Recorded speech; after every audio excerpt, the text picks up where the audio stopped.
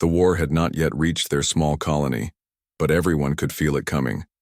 Soldiers marched in and out of the city every day. Ships flew overhead, leaving smoke trails across the sky. But in the quiet garden behind the colony's learning dome, two children sat close, hidden from the noise of the world. One of them was a girl with soft purple-blue skin and long white hair. Her ears were small and shaped slightly like leaves.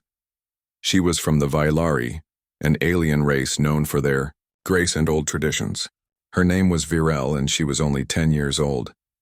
Beside her sat a human boy named Kalen. His clothes were simple, worn from helping his father repair machines.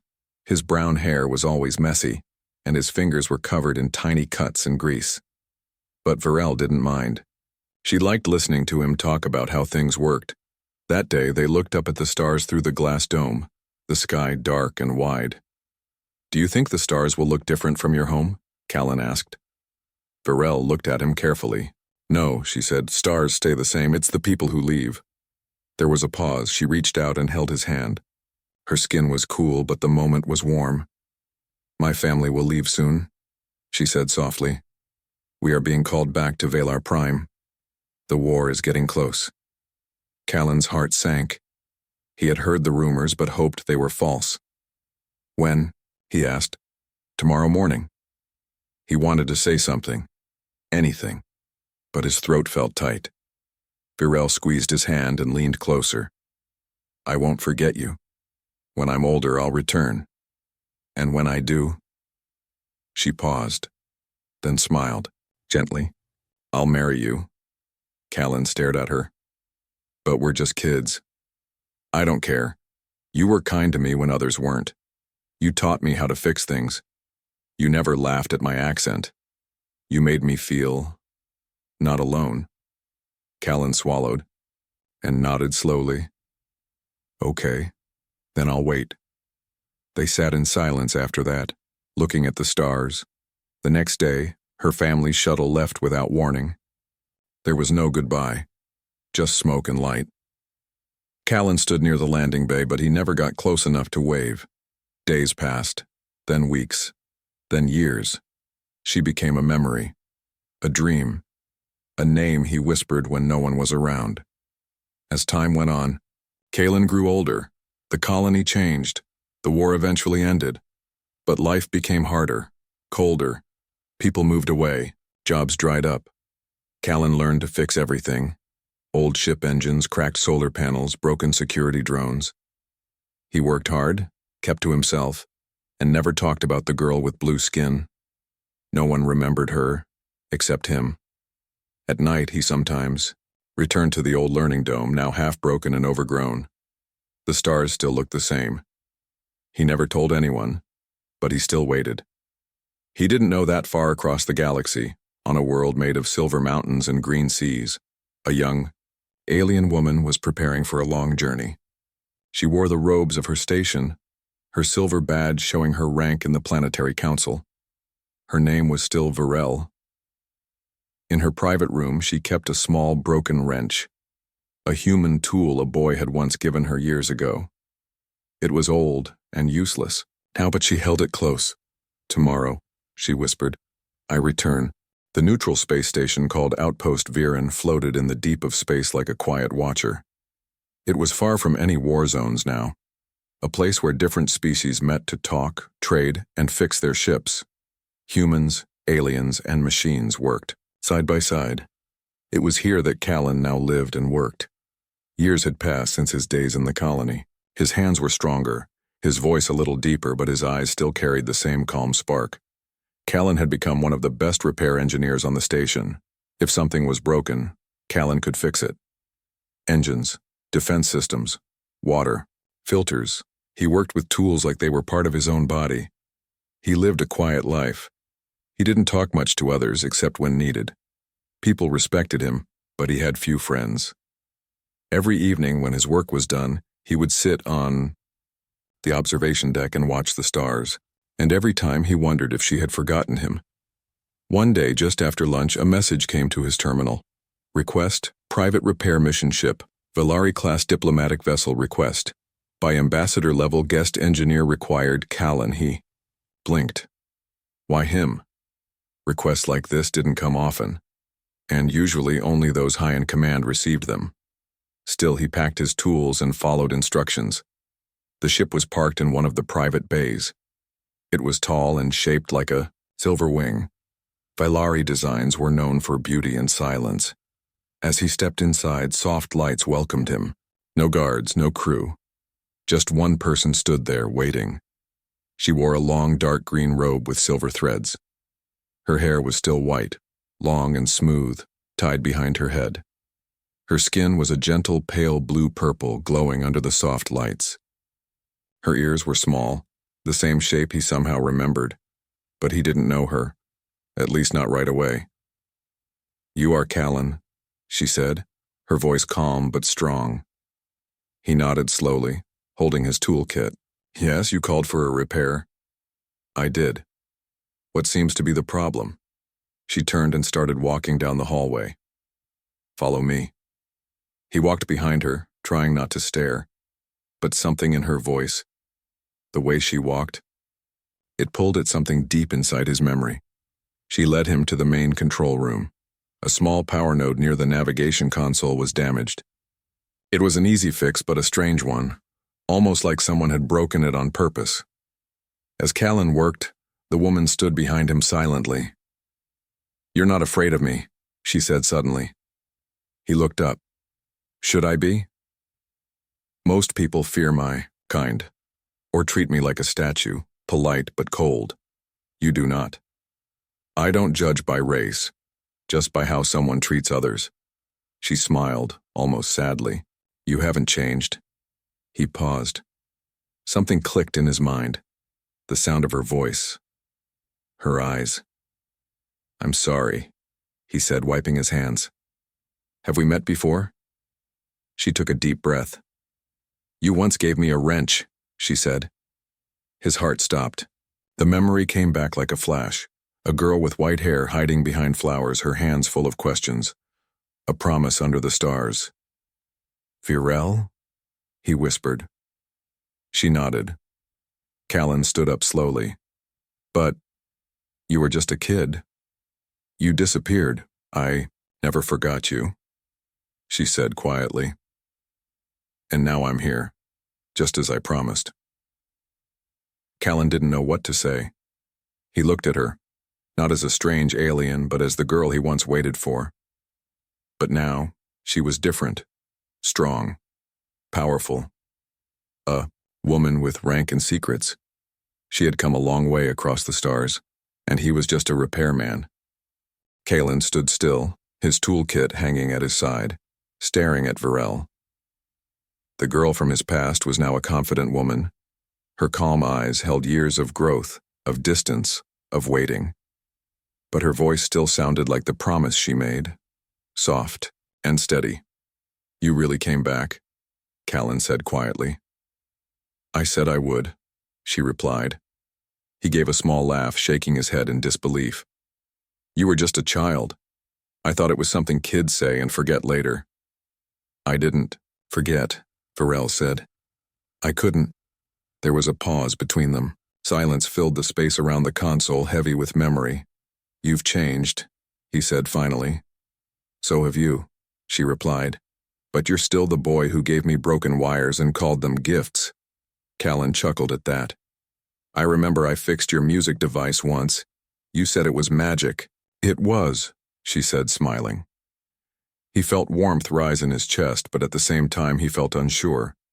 She was not just any visitor now. Her robe, her presence, the symbol on her chest, all meant she was someone important, someone powerful. "Why? Did you ask for me?" he asked. "Because I knew only you would understand what I needed fixed." Callan looked at the now repaired console. "That node? It wasn't damaged by accident, was it?" "No. I broke it. On purpose." He blinked. "Why?" It was the only way I could make sure we had time to talk. His fingers tightened around the handle of his kit. This was not just a repair job. This was something bigger, something personal. Virel stepped closer. "I am on a diplomatic Mission. I'm not allowed to show feelings, especially not toward a human, but I still remember who you were to me, and who I wanted to become for you. Callan swallowed. That was a long time ago. I don't care how long it was, she said softly. I came because I kept my word. Now I want to know if you feel anything at all. He looked away for a moment. His hands felt dirty from work, his clothes simple and wrinkled. She was graceful, perfect. What could he offer someone like her? I don't know, he said truthfully. I've lived a quiet life. I never expected you to come back. I thought, maybe you forgot. I never did. Her voice was gentle now. When I was taken from the colony, I cried for days. My father thought I was sick, but I wasn't. I just missed my friend, the one who made me laugh when the world felt like fire. Callan looked up at her again, his eyes softer now. I missed you too. I just didn't know if you were real anymore. Varel smiled. I am real, and I'm here. Just then, the ship's communicator lit up. A voice in Vailari language spoke quickly. Varel answered calmly, then turned back to him. I have to return to my station soon, she said. But, would you walk with me? Just for a little while? Callan hesitated, then nodded. They walked side by side through the ship's quiet halls. The lights were low, and their footsteps echoed gently. It felt like walking through a dream. Varel showed him a room filled with star charts, holograms of planets and strange glowing plants. She pointed to one star. That's Valar Prime, my homeworld. He pointed to another. That's Earth. Never been there myself. They stood there in silence for a while. Finally, she said, I don't expect you to feel the same as before. I only want you to know. I came back for you. Callan nodded slowly. I don't know what I feel yet, but I'm glad you came. The next morning on Outpost Viran felt colder than usual. Callan arrived at his workshop early, trying to keep his mind busy. But no matter how hard he worked, his thoughts kept returning to Varel. He remembered the way she looked at him, the same way she did as a child, but now deeper, stronger. She had grown into someone powerful, someone respected, and yet she still cared about him. It felt impossible, and yet it was real. What Callan didn't know was that Varel was already facing trouble because of it. Back on her diplomatic ship, she stood in front of a glowing screen. Her image was being broadcast live to the High Council of Valar back on her homeworld. There were 12 members on the council, wise, old, and very strict. One of them, Elder Jalaren, spoke with a deep, sharp voice. You are on a mission to build peace, he said, frowning, not to follow personal emotions. I have done nothing wrong, Varel replied, standing tall. I met a man I once knew, a good man, a human. Exactly, said another council member. A human. They are unpredictable. They act on feelings. You must stay neutral. Varel kept her voice calm, though her heart beat faster. He helped me once. He was kind when others weren't. I simply wished to thank him. Then thank him and leave, Jalaren said coldly. There are rumors. Some say you visited him in private. Some say your time here is not only about peace talks. Varel said nothing. Her silence was answer enough. Another council member sighed. Your actions could damage our image. Do not let emotions cloud your duty. I understand, she said, but deep inside she didn't want to let go. Later that day, Callan was surprised to find Varel waiting for him outside his quarters. She was no longer wearing her formal robe. Instead, she wore a simple gray coat. Like any other traveler, I needed to see you, she said. Is everything okay? She looked down. The council knows. About me? She nodded. They want me to stop seeing you. Callan's heart sank. Are you going to listen to them? Varel looked up into his eyes. I don't want to, but if I disobey, I may be sent back. They could remove me from this mission. You're risking your career for me? Yes. Callan didn't know what to say. No one had ever done something like that for him. Not once in his life. "I'm just a repair guy," he said quietly. "You're the only one who ever looked at me like a person, not a symbol, not a duty, just me." They sat together on a quiet bench near the edge of the observation deck. The stars outside looked peaceful, but Callan could feel the storm coming. "You don't have to fight for me," he said. "I'll understand." Varel shook her head. "You don't understand. I've trained all my life to serve my people. I followed every rule, but even now I feel like something is missing. And when I saw you again, it felt like I had found the missing piece." Callan looked at her with gentle eyes. "Even if it causes trouble?" She nodded. There was a long pause. "Then maybe," he said slowly, "we fight together."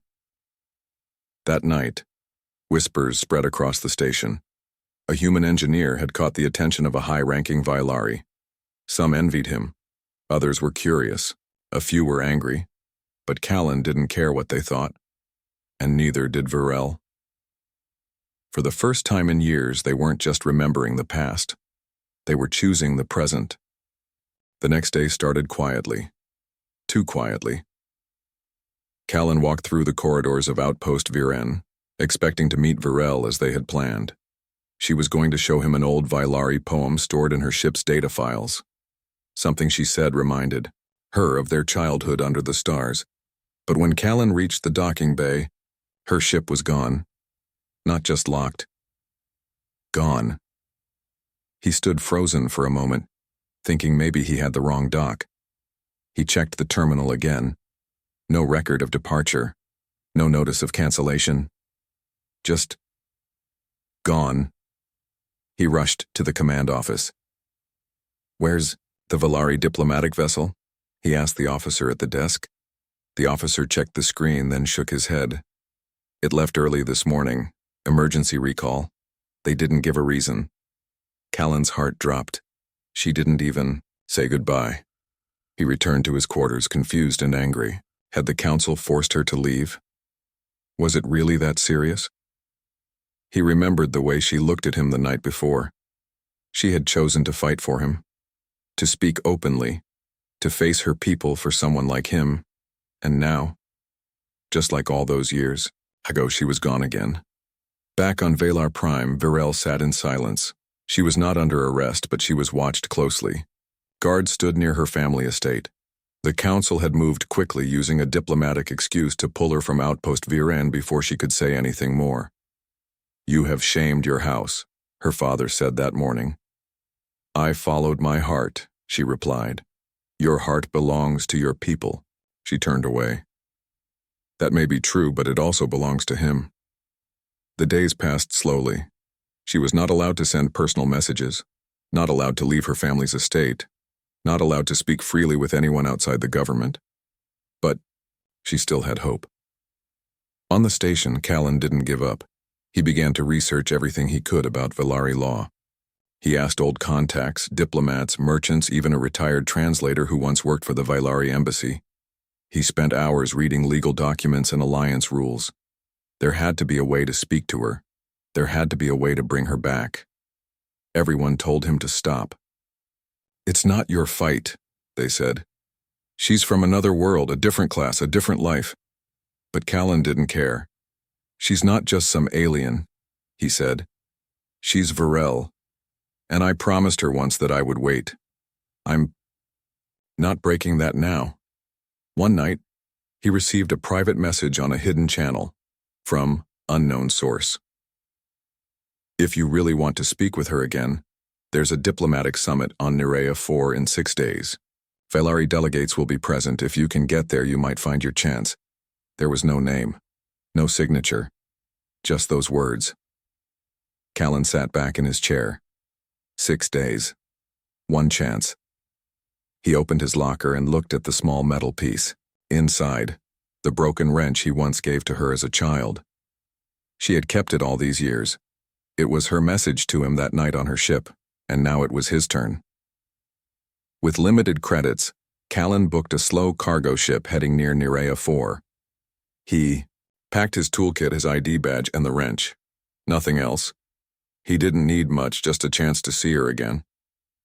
The journey to Nerea 4 was long and rough.